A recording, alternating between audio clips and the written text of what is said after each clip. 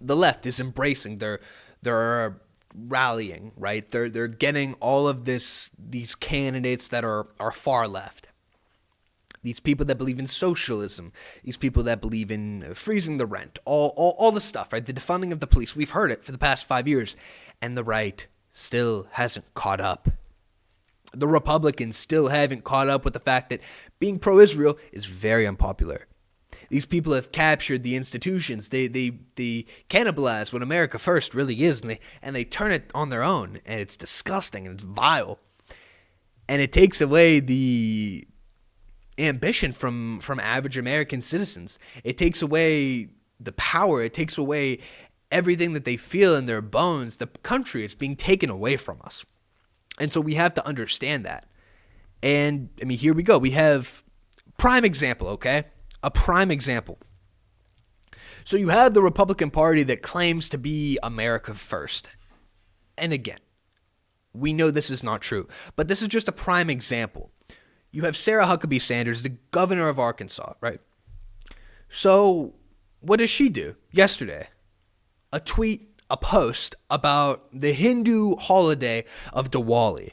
It says right here, it's no accident that Diwali, the festival of lights, happens when the days are getting short. It was an honor to host our second Diwali celebration at the governor's mansion today.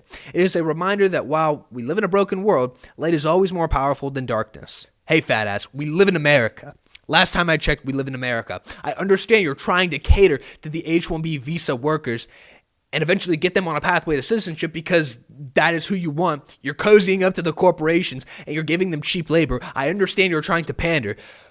But what about the people that actually live here? What about the real Americans? And that's what I'm talking about. These are what the Republicans are. The Republicans are not America first. The Democrats are not America first. And so I think we need to try out other options because people on the far left, like the Zorans, are winning, and they're winning big. Why not have a far-right candidate of our own? Somebody, anybody. I would like to see it because I guarantee they're going to win. It gets at my bones. So somebody quoted that right here. Conservatism is worse than worthless. It is actively hostile to your country and your way of life and the livelihood of your children and grandchildren. And it's true, and it's frustrating. And here's another thing. I want to go back to the demographics, right, of who voted for Zoran.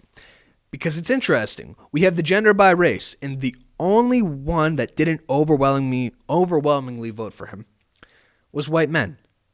White men, 43% voted for Donnie, 48% voted for Cuomo. He won everyone, whatever. But what does that tell you about the future of the Republican Party?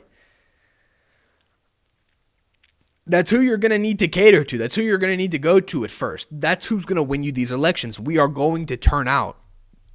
But I mean, if they're going to do the route, if they're going to go the route of the Breland-Hawley hands, right?